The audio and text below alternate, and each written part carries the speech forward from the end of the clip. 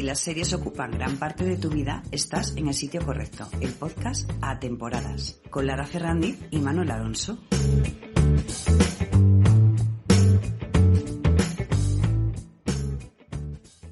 Hoy, en A Temporadas... Si queremos unos resultados de cine, hace falta también usar tiempos de cine. Hay que tener mucho cuidado, ya sabéis cómo son las productoras de celosas con el tema de las filtraciones y todas esas cosas. No tenemos internet, además, en el ordenador de trabajo. Internet lo tenemos en una máquina aparte. Claro, porque en Juego de Tronos además he utilizado tecnología, equipo y tiempos y presupuesto, obviamente, que no estaban más que al alcance del cine hasta hace nada. La destrucción de King's Landing pues fue muy, muy compleja para todo el equipo, sobre todo para los pobres compañeros de FX. La secuencia del bosque de Mirwood, donde están todas las telarañas, que hay miles de telarañas, esas telarañas hubo que generarlas una a una, que puede ser desde armas, bichos, explosiones, naves espaciales, homenajear a los grandes que se han ido. ¿La tecnología lo va a permitir? Sí. ¿Va a quedar igual de bien? Seguramente no. ¿Deberíamos hacerlo?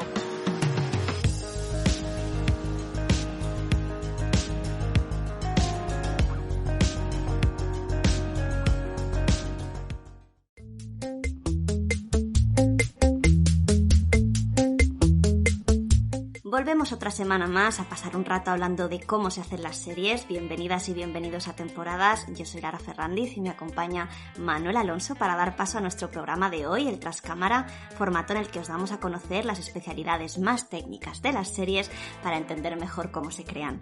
Manuela, buenas tardes. Muy buenas tardes, Lara. Qué ganas teníamos de juntarnos para grabar este Trascámara, porque la verdad que si nos gusta entretenernos y pasar un buen rato nosotras y hacérselo pasar también a los oyentes, también nos encanta aprender, y en estos Trascámaras aprendemos tanto porque es como la mirilla de qué hacen en esos trabajos que no conocemos. Nuevo aprendizaje, y además que hoy nos acercamos a la creación de los efectos visuales digitales, que se dice pronto, pero que ahí detrás hay mucho trabajo y muchas cosas interesantes para aprender hoy. Para adentrarnos en esta especialidad nos visitará en el programa Carolina Jiménez, artista de efectos visuales digitales de series y películas con mucha relevancia, como Terminator, El Hobbit, Star Trek, la tan premiada este año Joker o la serie más destacada de estos últimos años, Juego de Tronos. Y es que la maquetación digital juega un papel fundamental en la postproducción de un proyecto para que quede con el resultado final que se espera, ¿no? El esperado.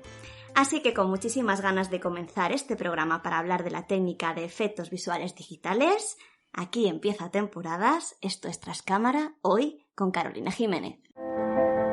Soy artista de efectos visuales para el cine, concretamente efectos digitales, todo lo que se hace por ordenador. Mi departamento, estoy especializada en el departamento de layout, que es un punto del proceso de trabajo de VFX bastante intermedio, en el que nos encargamos de montar la escena, colocar la cámara, preparar el encuadre, animar todo aquello que se va a mover, incluida la cámara, y vestir la escena para que tenga coherencia dentro de la historia de la película y tenga el aspecto que va a tener al final.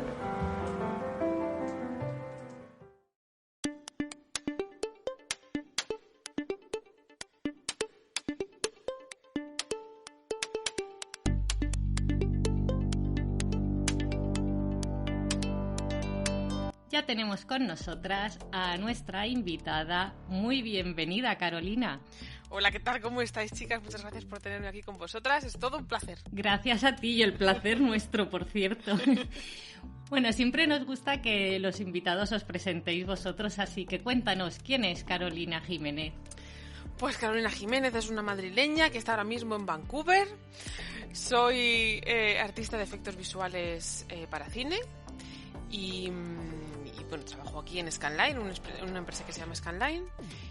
Y bueno, pues, poco más y lo que queráis que os cuente, yo os cuento.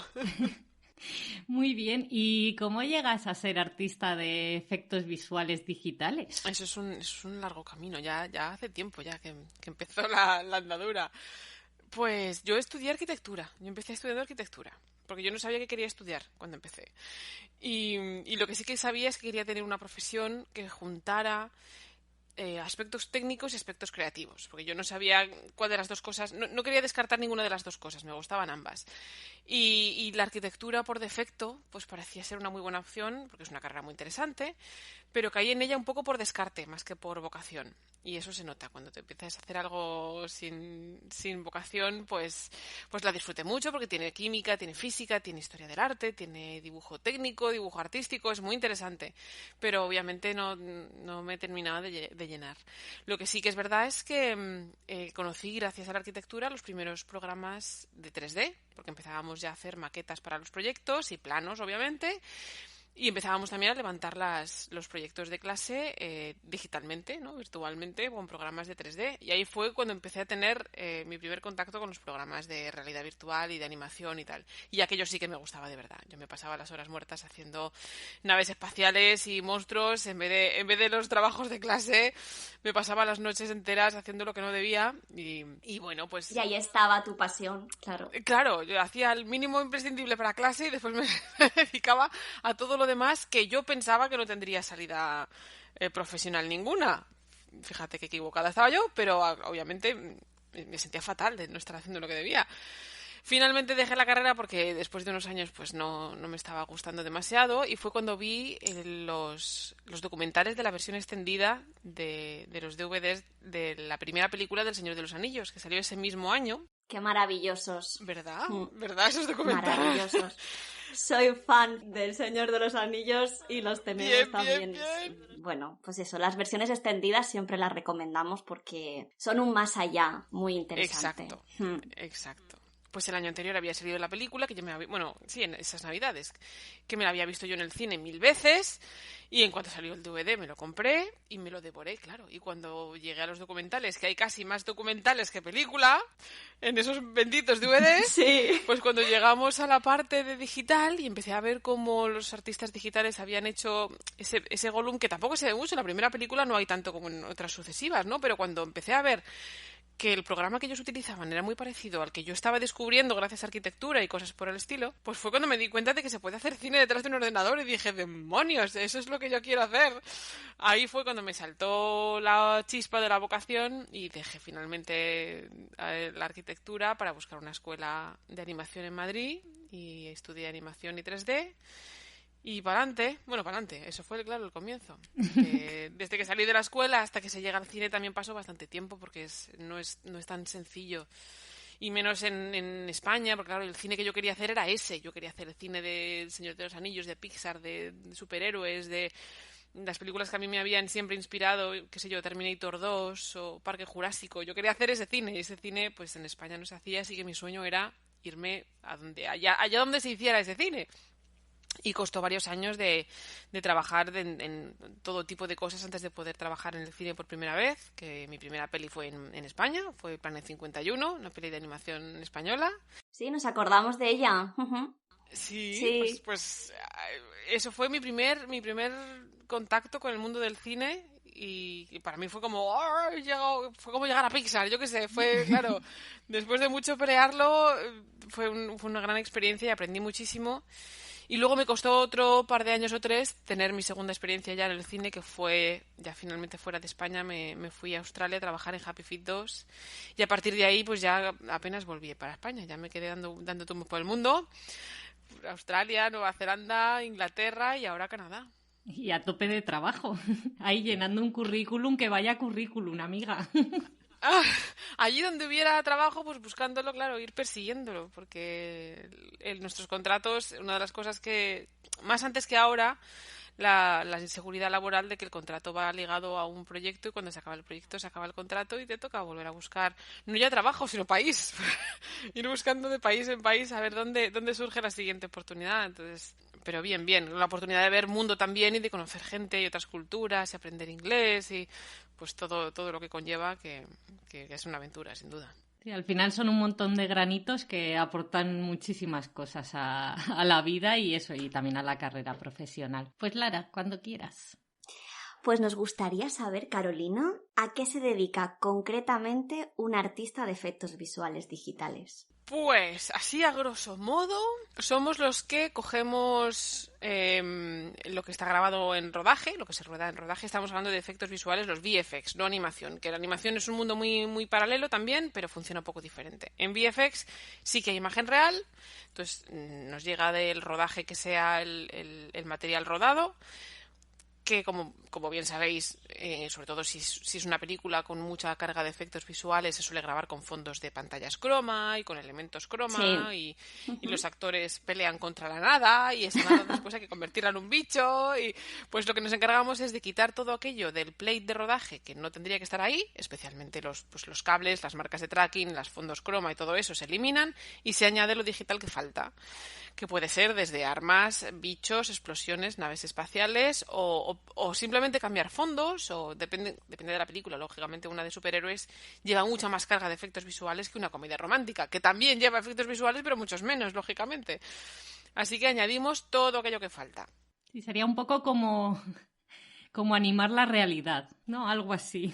Como completar la realidad. Sí. Es como coger de la realidad que nos llega filmada y nos dicen lo que falta y hay que añadirlo y terminar la película. En algunos casos es más de la mitad de la película, no todos, ¿no? Pero en algunos casos, pues cualquier película de Marvel que se nos ocurra, Guardianes de la Galaxia, qué sé yo, ¿sabes? Películas en las que pues hay que sustituir desde fondos hasta añadir explosiones, fuegos, monstruos, batallas.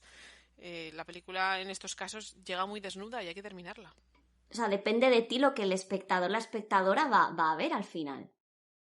¿No? En gran medida sí. En gran medida. En gran medida sí, claro.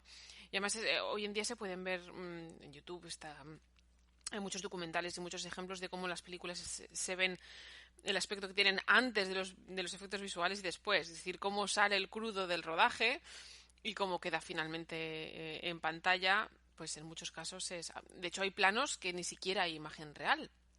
Hay planos, la mayoría de las veces sí que tenemos un plate, que el plate, como os digo, es la imagen rodada del set, en el que sí que tenemos los actores reales y parte del set es real, pero hay veces que, claro, cuando es una persecución de naves espaciales en el espacio, pegándose tiros los unos a los otros, ahí no hay imagen real, eso es todo como le llamamos full CG, es decir, es todo digital. Y tenemos que generar esas secuencias de cero. Hay veces que sí, que a lo mejor hay una cara de un personaje que se les graba a los actores haciendo como que disparan dentro de una carlinga de una nave. Entonces a lo mejor ese trocito de plate hay que ponerlo dentro de la nave para que se vea que hay un actor real, pero la mayoría de los casos, en estos casos, es todo digital. ¿Y qué han supuesto entonces los avances tecnológicos a la hora de trabajar estos efectos visuales en esa maquetación, ¿no? Ese trabajo tan final que hacéis? Y por ejemplo, ¿no? Esos avances, ¿cómo los incorporasteis a Juego de Tronos? Que ha sido, por ejemplo, la serie que en este sentido ha marcado un antes y un después en la ficción, ¿no? O, por ejemplo, con el Joker. No sé, cuéntanos un poco ahí en esa trayectoria que tienes, esos avances tecnológicos, ¿cómo los habéis incorporado y qué ha supuesto realmente? Pues obviamente los avances tecnológicos son cruciales para nosotros porque nuestra herramienta es la tecnología. Claro. Pero no es que nosotros los incorporemos, es que nosotros los generamos. Claro, nosotros las herramientas que vienen... claro, porque los efectos visuales y efectos especiales son tan antiguos como el cine. Se viene haciendo trucaje de fotográfico para hacer creer en pantalla que suceden cosas reales que no lo son. Vienen de hace mucho tiempo. Sí. Y es el mismo cine, no es el cine el que incorpora esa tecnología, sino el que la empuja, la genera, la crea, la inventa, y los cineastas, desde que el cine existe, están intentando en su película hacer cosas nuevas que nadie ha hecho antes para sorprender al espectador y para mostrar algo diferente, para innovar. Con lo cual son los mismos cineastas los que van empujando las herramientas y obviamente nos van empujando a nosotros, que queremos también hacer cosas siempre novedosas que no ha hecho la competencia o que no se han hecho todavía antes, o hacerlo mejor que el de al lado, pues como es natural. Sí, dentro del propio trabajo a lo mejor os van surgiendo como esas innovaciones, ¿no? Para hacerlo... Claro, porque la tecnología en sí, la tecnología informática, que es de la que dependemos, va avanzando en cuestiones técnicas pues desde siempre para todos. Eso es lógico. lógico que la informática se ha hecho más rápida, se ha hecho más pequeña, se ha hecho más accesible, y todo eso son ventajas para nosotros que también empleamos esas características para poder hacer nuestras herramientas cada vez más flexibles, más manejables, que los ordenadores aguanten más número de polígonos, que los renders tarden menos horas. Todos esos avances tecnológicos sin duda nos ayudan, pero luego nosotros tenemos que empujar a a que nunca se le ha ocurrido a nadie hacer esto. No, es que no se puede. ¿Cómo que no se puede? Vamos a hacerlo nosotros, claro. Exacto, pues igual no se puede de esta manera, pero ¿y si probamos de esta otra? Eso pasa, claro, tú juntas un montón de gente creativa a llevar a la tecnología al límite, y eso es lo que también rompemos muchas cosas, todo se ha dicho. Cuando pones la tecnología al límite, los ordenadores nos explotan cada 2x3 porque los ponemos a tope, claro, y los pobres echan humo. Pero bueno, por eso tenemos muy buenos informáticos y muy buenos programadores también, que son quienes implementan todas esas cosas necesarias que los artistas necesitamos para ir un poquito más allá en cada proyecto. Qué interesante, Carolina. Porque el equipo que formáis para hacer todos los efectos visuales digitales, ¿de cuántas personas podríamos estar hablando? Pues muchas. Hombre, hay estudios grandes, medianos y pequeños. Como os digo, como la tecnología ahora se ha hecho mucho más accesible y también se abarata cuando las cosas se mejoran, pues hoy en día incluso podemos tener un buen ordenador en casa accesible de manera personal para hacer efectos curiosos que estudios profesionales de cine hace 15 años no se podían permitir. Eso pues hace que sea mucho más fácil, que ahora ya no haga falta tener un estudio millonario para hacer ciertos efectos especiales y visuales, y en todos los países del mundo prácticamente hay ya pues estudios pequeños, medianos y grandes que son capaces de hacer muchas cosas. Entonces, bueno, pues yo he formado parte de equipos muy pequeñitos que hacen cosas muy, muy interesantes, en los que te toca hacer un poco de todo porque somos pocos. Y podemos llegar a ser hasta 1000, por ejemplo. En el equipo de Weta del Hobbit llegamos a ser 1000 personas. ¡Madre mía! Claro que es una excepción, porque el equipo creció muchísimo al final de la producción, porque era una producción muy grande, eran 3 películas, lo estábamos haciendo todos nosotros, que normalmente se diversifica en diferentes estudios, pero en ese caso estábamos haciendo las 3 películas casi a la vez en un solo lugar. Luego, cuando se acabó el proyecto del Hobbit, la plantilla se redujo bastante porque no había ya tanto trabajo para todo el mundo y hubo que reducir plantilla, pero como os digo, ahora mismo en el estudio que yo trabajo pues somos unos 400, somos 700 en total en diferentes países, pero en el estudio de aquí de Vancouver somos entre 300 y 400. La cosa oscila según los proyectos, pero son equipos muy grandes. Sí, sí. Y nos gustaría también saber, porque, bueno, gente de la industria, pues traductores, dobladores, sobre todo del mundo serie, que es el que más abordamos nosotras, se quejan un poco de lo cagaprisas que son a veces, por decirlo de alguna manera, desde la dirección y productoras a la hora de los tiempos, ¿no? De la antelación con la que piden los trabajos. No sé si tú te encuentras con ese reto de que te den muy poco tiempo para hacer un gran trabajo o tenéis margen suficiente. Nunca hay margen suficiente. Siempre vamos con prisa, pero eso pasa yo creo que en todos los trabajos creativos siempre cuando hay un deadline se intenta apurar hasta el último minuto. Eso es más acuciante en series de televisión, probablemente, porque obviamente trabajan con episodios y trabajan no con un deadline, sino con varios, uno por episodio, y no puede fallar porque hay que estrenar uno a la semana. Entonces, suelen ser bastante más estresantes los tiempos de trabajo para televisión.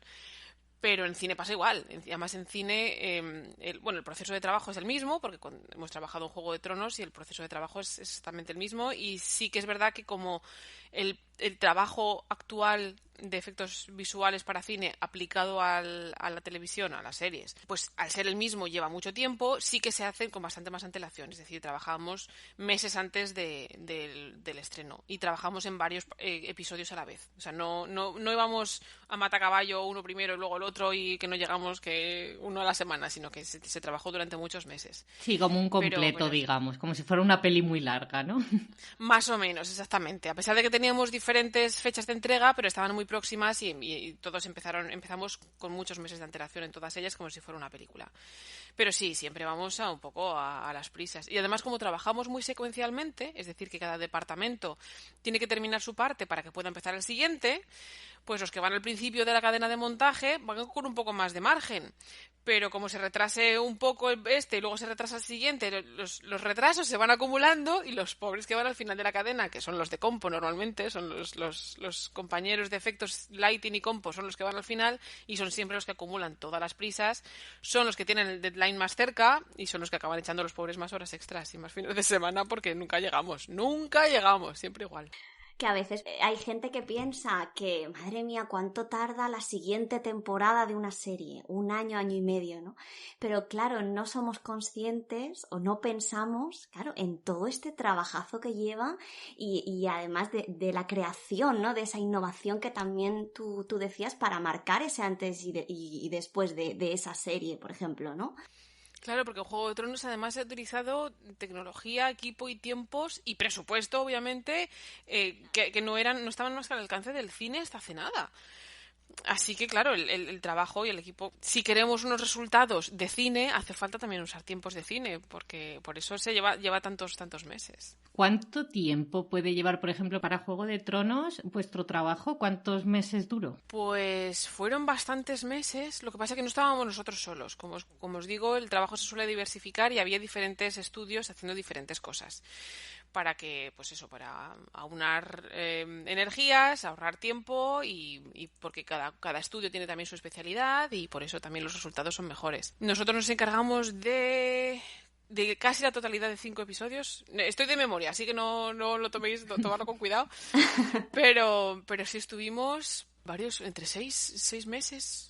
8 meses, no sé muy bien, pero vamos, sí que fueron varios meses de un equipo bastante grande ahí peleando con dragones y mazmorras. Porque entiendo, el trabajo que hacéis vosotros es después del rodaje o también durante el rodaje. ¿Se solapa? Se solapa un poco, pero es principalmente después del rodaje. Lo que sí que es cierto es que es necesario que durante el rodaje, idealmente durante la preproducción incluso, y la lectura de guión, y durante los rodajes, que haya parte del equipo, especialmente los supervisores de VFX, deben estar presentes para asegurarse de que lo que pide el director es posible, en los tiempos posibles y en los presupuestos posibles, de que lo que se ruede correctamente para que después nuestro trabajo sea posible, porque hay que colocar las pantallas croma de cierta manera, las marcas de tracking de cierta manera, las cámaras tienen que estar... Es decir, si no se rueda bien, nuestro trabajo no es posible.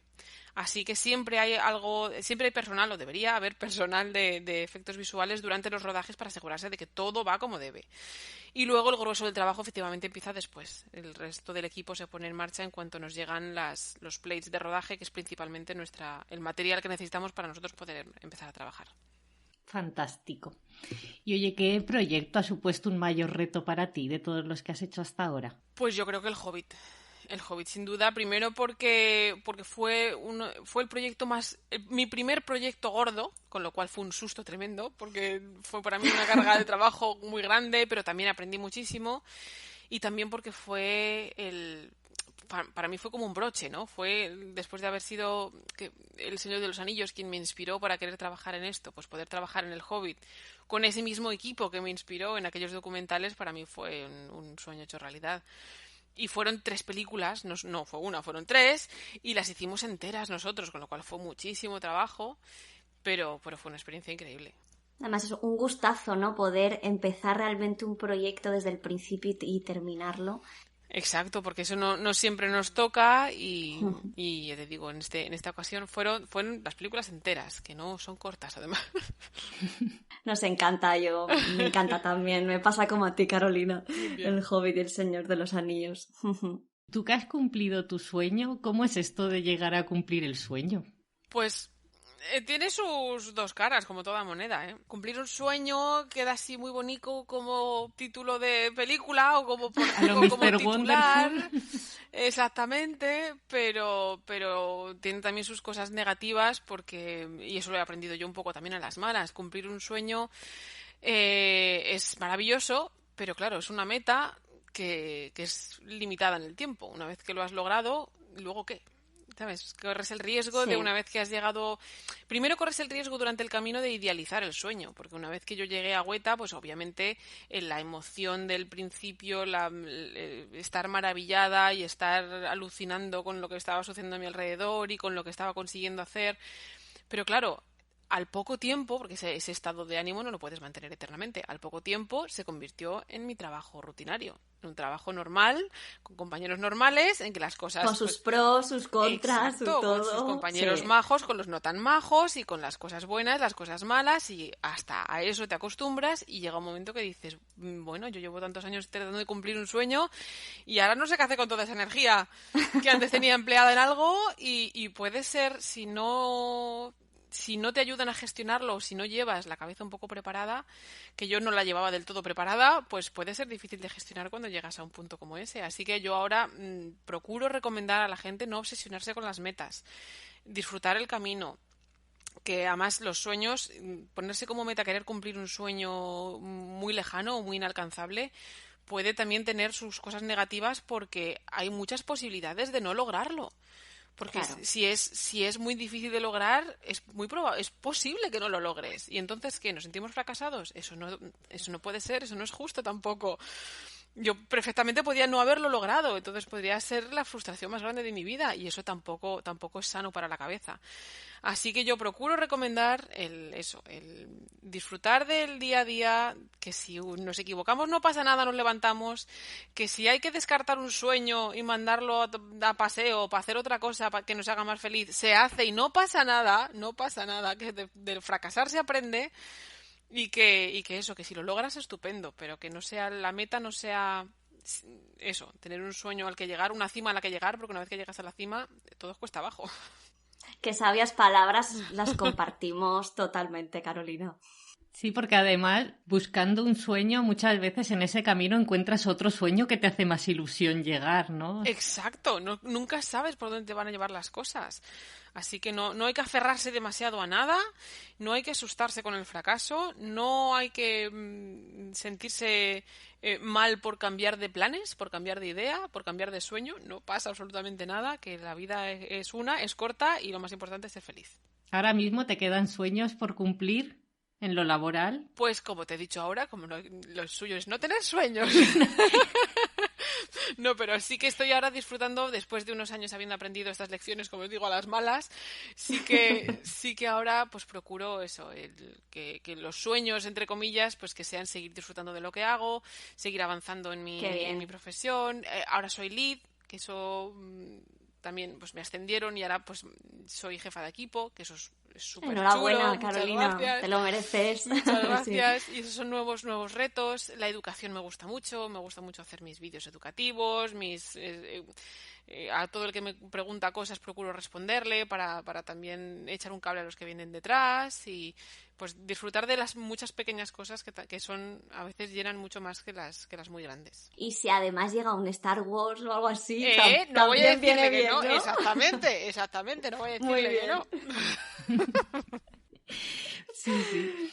Y oye, hablando un poco de la situación actual con esta crisis que estamos viviendo del coronavirus, ¿cómo está afectando en tu trabajo en la industria del cine y de las series en este momento? Pues está afectando mucho, nos está afectando a todos, sin duda. La mayoría de los rodajes se han paralizado, porque lógicamente los rodajes son lugares con mucha gente junta que ahora mismo no nos debemos juntar, así que se han paralizado los rodajes. Las series también sé que lo están acuciando, que pues claro, las series además dependen no solo de un solo rodaje, sino de un rodaje continuo, capítulo a capítulo, así que se están posponiendo fechas de estreno, se están posponiendo los trailers, es como es lógico y normal.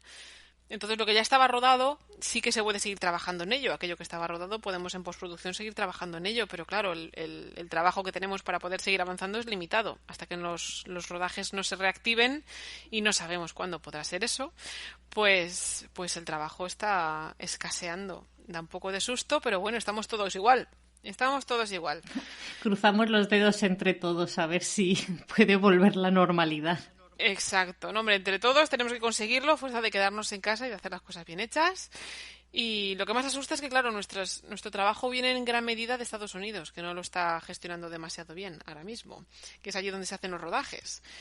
Así que no sé si la industria se va a readaptar durante un tiempo, si los rodajes se van a llevar a otros sitios, porque sé que en Asia, por ejemplo, se están empezando a abrir un poco la mano, y hay algunos rodajes que sí que están llevándose a cabo, y he oído rumores de que incluso es posible que algunas producciones americanas se suban para acá, para Canadá, que la cosa está mejor para poder intentar rodar aquí dentro de poco. Ahora mismo no, porque todavía estamos con confinamiento y fronteras cerradas y todo eso. Pero bueno, y los estrenos de cine en televisión es más sencillo, obviamente, pero en cine, como están las salas de cine cerradas y tardarán en abrir, y yo sospecho que cuando abran las salas de cine también van a tardar en llenarse, porque nos van a dar a todos un poco de cosa meternos en una sala llena de gente.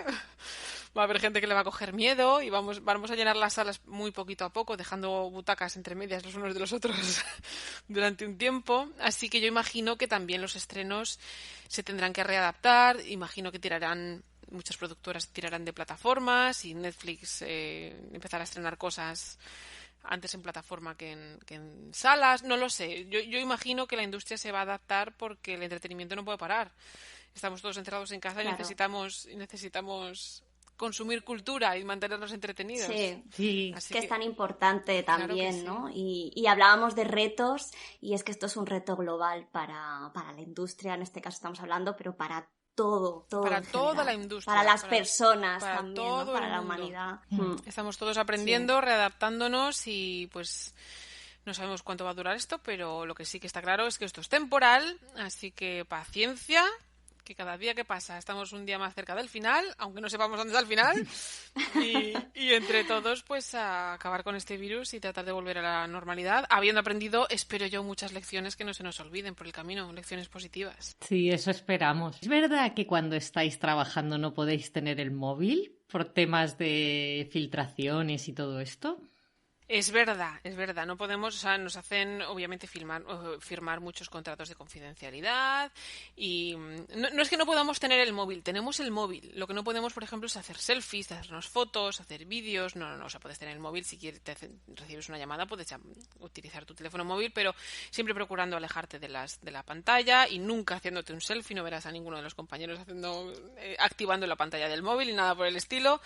Hay que tener mucho cuidado porque claro, ya sabéis cómo son las productoras de celosas con el tema de las filtraciones y todas esas cosas. Nos hacen además cursos de reciclaje todos los años para que no se nos olviden cuáles son los métodos a seguir. No tenemos internet además en el ordenador de trabajo. Internet lo tenemos en una máquina aparte que no está conectada con nuestra máquina. Para los hackeos, entendemos. ¿O cómo? Más que para evitar actos de mala intención, es también para evitar despistes, porque muchas veces somos tantos y estamos nosotros muy concienciados y sabemos en lo que trabajamos y estamos muy acostumbrados. Es que nadie tiene mala intención porque es nuestro trabajo de día a día, y a nadie se le va a ocurrir meter la pata de esa manera, pero es casi más probable un despiste. Entonces, para evitar despistes en el que se te pueda escapar, qué sé yo, el arrastrar esto de aquí para allá o el copiar esto sin querer y pegarlo allá, pues te ahorras muchos problemas y simplemente cortas la comunicación entre ambos ordenadores, y tenemos dos computadoras, por decirlo de alguna manera, la de trabajo y la de internet. Entonces, internet, si necesitamos buscar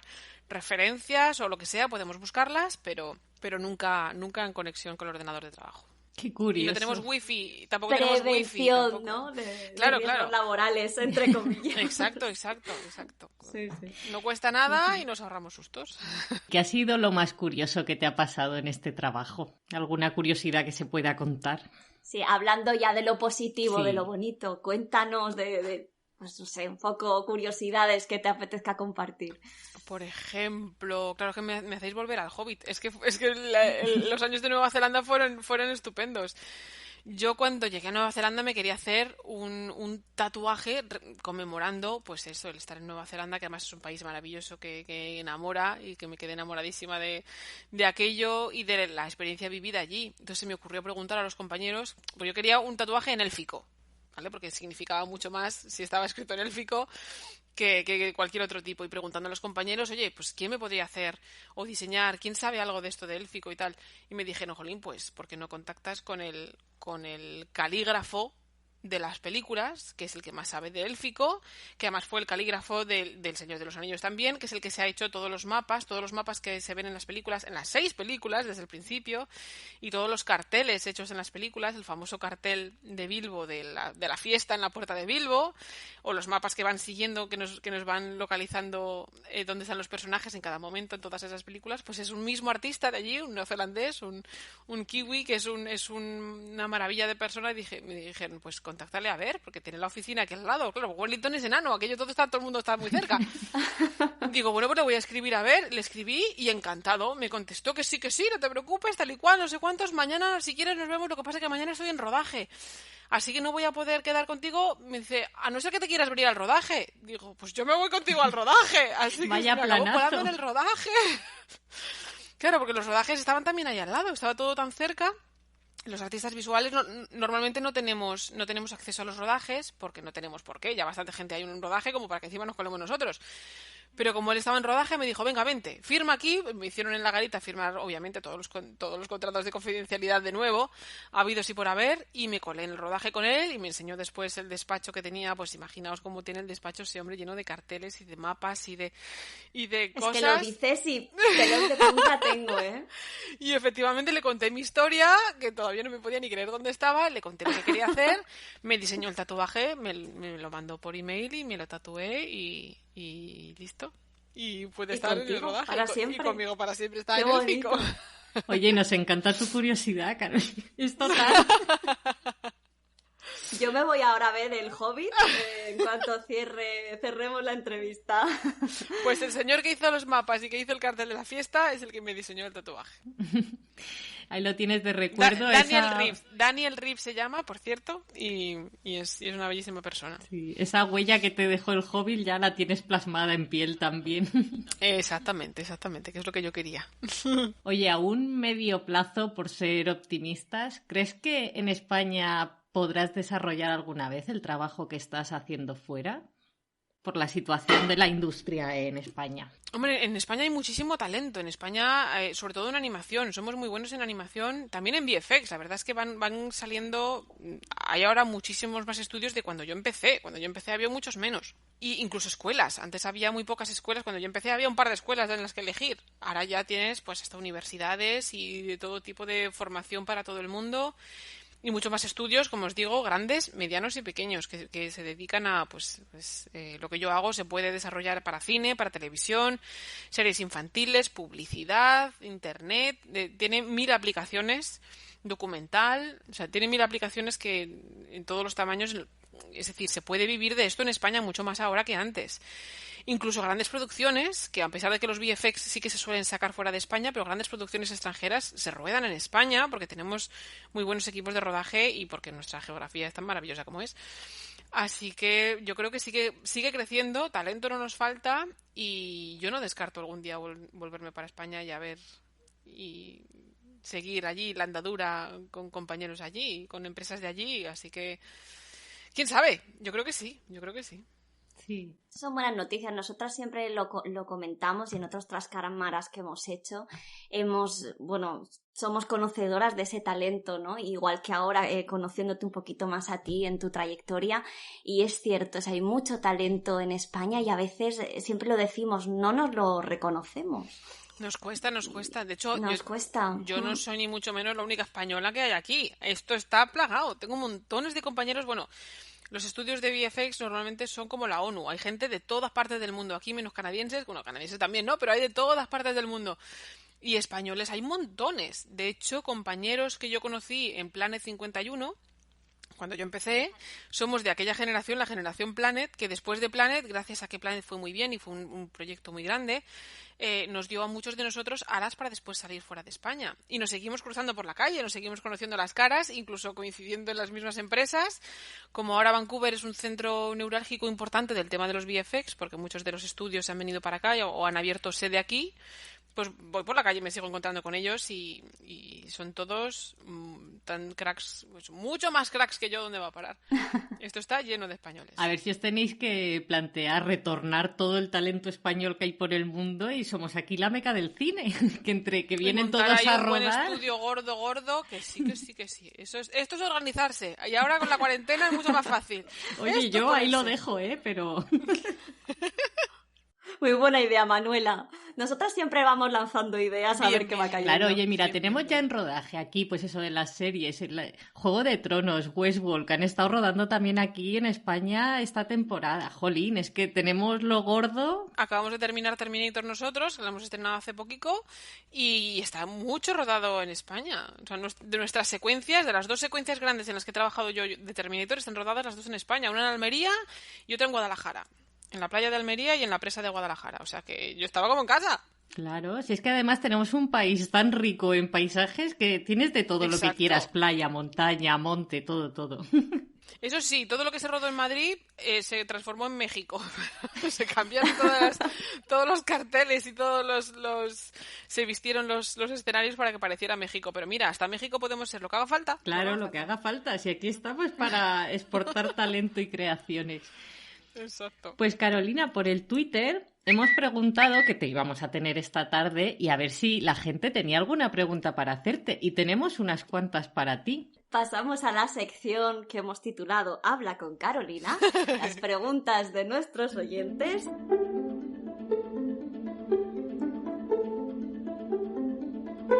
El infógrafo nos dice para qué te preguntemos. ¿Qué te parecen las técnicas con las que están filmadas muchas secuencias de Mandalorian, que sitúan al actor en un entorno virtual en tiempo real gracias a una pantalla de 360? ¿Crees que se adaptará en el futuro para todas las producciones como sustitución al croma? Sé que se refiere a la retroproyección, que también se utilizó en First Man, en la película de First Man.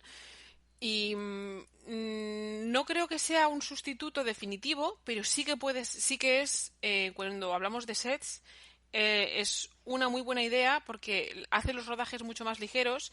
No hace necesariamente la postproducción más sencilla, porque lo que hace es que la postproducción tenga que suceder antes, valga la contradicción, antes del rodaje que después, porque todo aquello que se proyecta en la pantalla que va a estar detrás de la acción, es decir, que va a captar la cámara, todo eso ha tenido que ser generado, obviamente, por el personal de postproducción para después poder ser proyectado y filmado, pero funciona muy bien, ha funcionado muy bien en según qué casos y según qué tipo de secuencias funciona estupendamente. En todas las secuencias de despegue y de vuelo de First Man, de la película, también se hicieron de la misma manera y funcionan muy bien. Lo que pasa es que no funcionan, todavía no sirven 100% para todos los casos. Todavía cuando necesitamos según qué sets y según qué movimiento de tamaño de set y desplazamiento de los actores y de la acción, pues llega un momento que las pantallas no cubren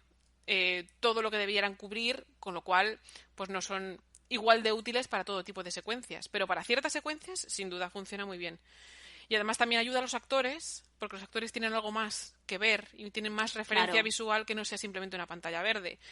Entonces, facilita muchas cosas y es muy buena opción para según qué tipo de secuencias. No creo que vaya a ser un sustituto definitivo, como nada lo es, para nada, pero es una gran opción. Charblue te pregunta, ¿cuál ha sido el FX más difícil al que te has enfrentado?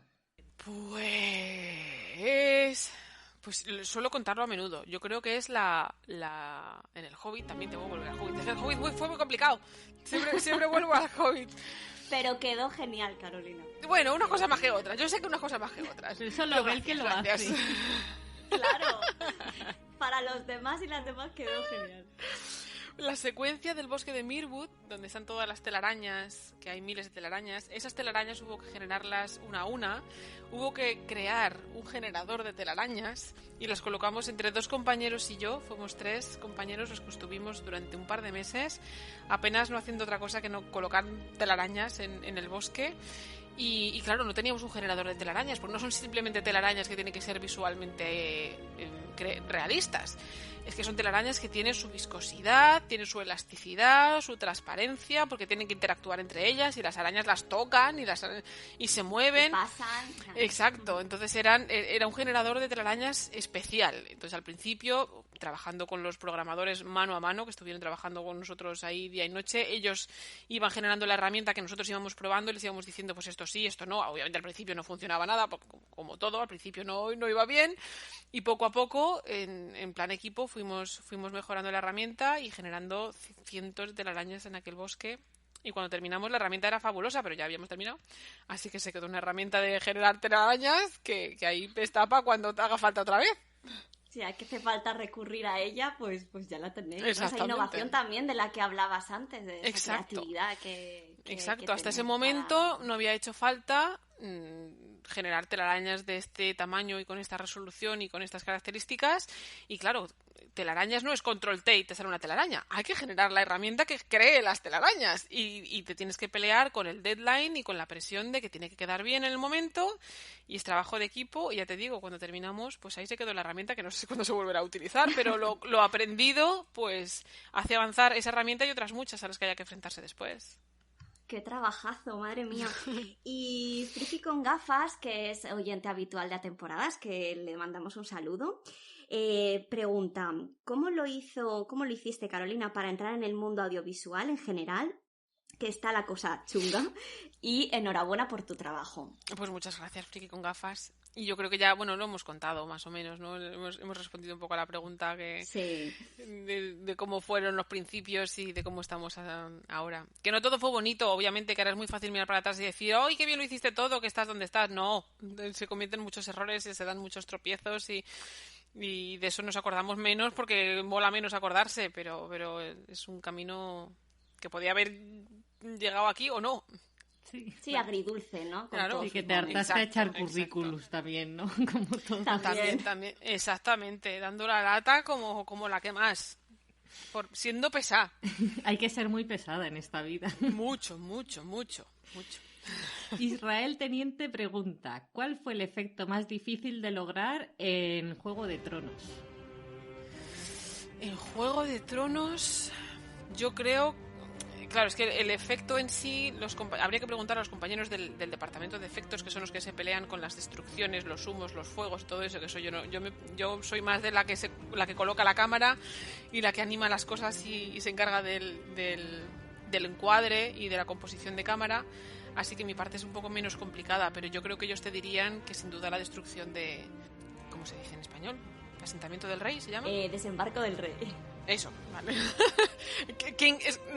Para nosotros es King's Landing, pues la destrucción de King's Landing pues fue muy, muy compleja para todo el equipo, sobre todo para los pobres compañeros de FX. Pues la guarida del titán nos dice... Carolina, ¿crees que la representación de personajes reales hechos por ordenador, como los que vemos en Rogue One, ha evolucionado lo suficiente como para pensar que un actor muerto como Bruce Lee pudiera protagonizar una nueva película entera? Eso abre un debate entero. Eso es una pregunta compleja. La tecnología yo creo que aún no lo permite. Es decir, lo permite, pero yo creo que todavía no sería lo bastante realista como para no distinguir que no es un personaje digital. Estamos hartos de ver personajes digitales que están maravillosamente bien hechos, pero cuando estamos hablando de seres humanos, nuestro ojo es mucho más exigente a la hora de distinguir realismo de lo que no es real. Así que yo creo que aún no tenemos la tecnología suficiente como para engañar al espectador y hacerle creer que un personaje humano digital no es digital. Eso por un lado. ¿Llegará esa tecnología a ser así de avanzada? Es posible. Aún así, yo creo que el alma que le puede poner un actor a un personaje, un buen actor cuando está interpretando un personaje, que podemos ver al actor transformarse en otra persona, le podemos ver sentir y pensar y reaccionar de manera pues mucho más cercana a nuestra naturaleza humana, que es lo que más va a conectar emocionalmente con nosotros. Y eso es muy complicado cuando se hace con un personaje digital, porque lo que hay detrás de un personaje digital no es una persona, son muchas. Está el que lo diseñó, el que lo modeló, el que lo rigueó, el que lo animó, el que lo texturizó. Hay montones de artistas detrás de un personaje digital, lo cual hace pues que sea una labor de equipo fabulosa, pero también hace que no haya una sola personalidad tras ese personaje, sino que hay muchas. Y por muy bien que se haga, yo creo que el alma que puede aportar un buen actor va a ser difícil de generar de manera digital. Y un tercer aspecto sería el preguntarse si de verdad es necesario resucitar a Bruce Lee para que protagonice una película entera. ¿Es necesario? ¿Es realmente lo que Bruce Lee habría querido? ¿Es realmente su leyenda lo que necesita? Pues probablemente no. Porque Bruce Lee fue maravilloso, fue irrepetible y lo que hizo fue legendario, y yo creo que sería un poco menospreciar todo aquello que nos dejó si empezamos a hacer cosas con él sin él. Y tenemos tan grandes actores hoy en día que yo creo que no es necesario volver artificialmente a la pantalla a gente que ya no está y que merece ser, pues eso, valorada por lo que hizo cuando estuvo con nosotros. Recordada. Exacto. Como los conciertos estos de hologramas, ¿no? Que se han hecho Exacto. algunos de Michael Jackson y tal. Bueno. Me recuerda un poco a Westworld, que estamos haciendo unos recaps de Estamos pelín análisis obsesionadas sobre Westworld, que es una serie que habla de la inteligencia artificial. Entonces me recuerda un poco porque estamos haciendo también este tipo de debates y hacemos este tipo de análisis un poco que estamos haciendo ahora sí a lo raso. Sí, de Pues divagar. yo creo que para un homenaje es algo maravilloso, homenajear a los grandes que se han ido, pero la respuesta corta es: ¿la tecnología lo va a permitir? Sí. ¿Va a quedar igual de bien? Seguramente no. ¿Deberíamos hacerlo? Pues yo creo que no. Claro, esa es la pregunta. Y nos ha llegado una pregunta mientras estamos grabando, así que vamos a pasártela. Íñigo Goñi pregunta: ¿de qué trabajo o película estás más orgullosa, bien por el resultado o bien por el esfuerzo invertido? Pues yo creo que ya lo vais a ver si lo adivináis. ¡Viva el hobby! Quiero mi quesito. ¡Hala! Nada, Pero yo no tengo ni que Íñigo responder las contestado. preguntas. Eso. Íñigo, si quieres saber la respuesta, te tienes que oír todo el programa. Sí. Claro, como no estamos en directo, pobre Íñigo no lo sabe, que ya hemos dado respuesta a todo esto. Pues nos da mucha pena, pero bueno, ya para ir cerrando este episodio, queremos recomendar tus vídeos, Carolina, de YouTube, porque la verdad que te explicas súper bien para los que tenemos muy poca idea de lo que es la industria por dentro, que la verdad que se aprende muchísimo. No sé si quieres comentar algo del canal, explicarles qué se van a encontrar en esos vídeos. Pues mi canal es un poco un cajón desastre en el que tenemos, pues intento subir todos los vídeos educativos que hago, que voy contando cosillas y curiosidades de ya sea mi profesión o del cine en general, y también tengo pues las charlas en las que voy participando, o entrevistas que voy haciendo, o curiosidades también en las que participo, en otros. Es un poco de todo, pero principalmente lo que estoy más orgullosa obviamente es de los vídeos educativos, que sí, que quien tenga curiosidad, pues que se pase a echar un vistazo. Sí, y queremos agradecerte muchísimo esa labor que haces de divulgación en español, porque no hay tanto en este campo. Y oye, quién sabe si con alguno de tus vídeos despiertas ese clic en alguien, como te pasó a ti con El Señor de los Anillos, y termina trabajando en un futuro en la industria del cine. Así que te damos las gracias por esa divulgación. Me han llegado mensajes, de vez en cuando me llegan mensajes de gente que me da las gracias en ese sentido, así que yo, pues igual sí, igual sí, ojalá que sí. Otros me inspiraron a mí, sería para mí, si hay una sola persona en la que puedo inspirar yo, pues mira. Sí, y que te lo diga para ser consciente tú. Exactamente. Y si no también, no hace falta. Sí, que además necesitamos referentes y gracias también por ser una referente femenina, porque no lo hemos comentado, pero no sé si habrá muchas mujeres en el campo en el que trabajas, y bueno, pues ser un referente para que haya quizá una mayor igualdad en este sentido, pues también es importante. La igualdad se va consiguiendo, cada vez somos más. Cuando yo empecé éramos muy poquitas y ahora sin duda la cosa se va igualando. Nos interesa todo esto, nos encanta, nos gusta Y yo no sé si soy referente, ¿no? Eso es lo de menos. Lo que sí que es verdad es que animo a todo el mundo, chicos y chicas, por igual, a pasar de géneros y hacer lo que más les guste hacer, sea y a lo que perseguir sus sueños también. Diga lo que diga la sociedad. Con todas las opciones A, B y C para que se consiga lo que se pueda. Pues Carolina, gracias por tu tiempo dedicado este ratito al programa, te lo agradecemos de corazón, ha sido todo un aprendizaje en lo profesional y también de poder conocerte un poquito más como persona, así que gracias por compartirlo con nosotras en Atemporadas. Gracias a vosotras por hacerme compañía este ratito en la cuarentena y conoceros, que ha estado guay, que cuando queráis pues que aquí estoy, que estamos todos encerrados y necesitamos distraernos y comunicarnos, cuando queráis. Tú no nos tiendas mucho la mano, que nosotras te damos entretenimiento, ¿eh? Ahí queda dicho, ala, ya recogéis vosotras la pelota. Pues ha sido todo un placer, damos las gracias también a los oyentes que han participado en el Habla con Carolina y le habéis hecho todas las preguntas.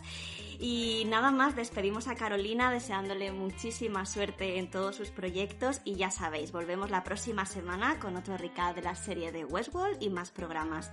Gracias por acompañarnos. Y recordad que nos podéis encontrar en las redes, en Facebook, en Instagram y sobre todo en Twitter, que es donde estamos más activas, como @temporadas, y que por ahí pues para futuros episodios, para participar, lo que queráis. Y que si os ha gustado este programa, que os podéis suscribir tranquilamente en iVoox o donde nos escuchéis, que siempre nos hace mucha ilusión que crezca la familia. Y punto y final, ¿no, Manuela?